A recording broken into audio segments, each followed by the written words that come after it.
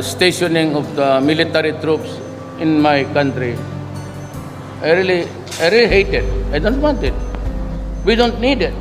We're not going to war, and there's not going to be any war in the future. Sabi ko sa kanila, putang ina ninyo, wag mo kaming gawing aso.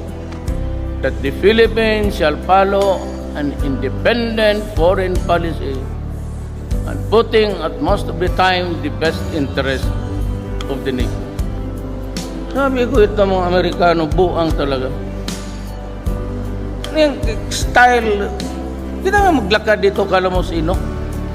Wala pang mga visa itong mga gagong to. Tayo magpunta doon, pahirapan pa. But these are historical facts that would never go away. Depende na lang kung makapresidente ang Pilipinas na tota ninyo. You count me out. I am not one of you.